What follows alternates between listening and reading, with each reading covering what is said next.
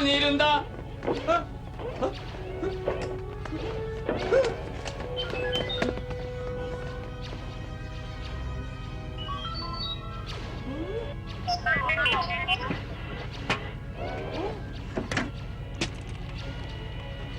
こんな時に何をしてたんだ。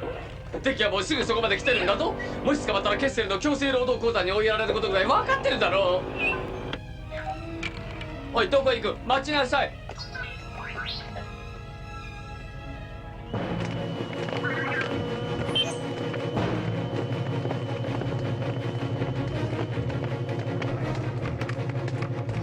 デススターのデータはコンピューターに入っていません。我々から盗んだ設計図の伝送を受けたはずだ。どこに隠したか正直に言え。伝送など受けていない。この船は外交任務を帯びた船で。もし貴様の言うことが本当なら大使が乗っているはずだ。設計図が見つかるまで船内をくまなく捜索しろ。乗組員は俺のところに連れてこい。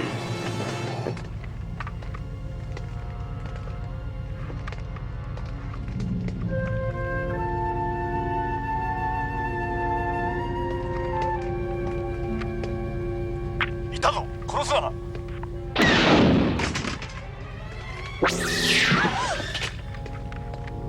気絶しただけだ。すぐベーダー卿に報告しろ。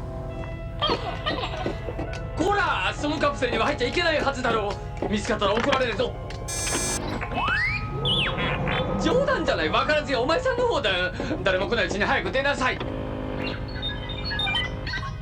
極秘の任務？設計図？何を言ってるんだ。私は行かないからな。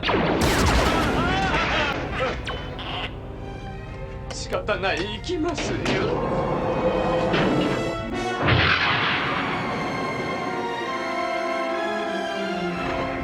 またです。放っておけ。生命体はいない。回線がショートしたんだろう。ここから見るとさっきの戦闘も嘘のようだ。このカプセルは安全なのか？あ、そう。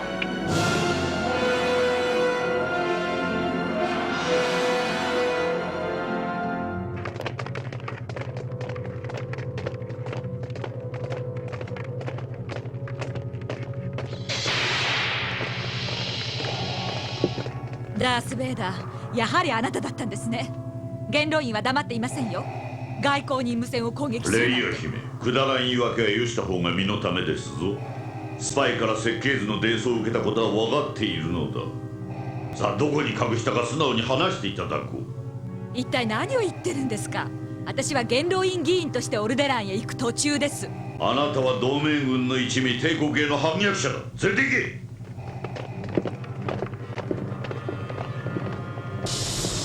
釈放した方が無難です。もし知れたら元老院を敵に回すことになるかもしれません。姫は間違いなく同盟軍の一味だ。秘密基地を突き止める唯一の手がかりだぞ。口を割る前に死ぬのでは。任せておけ。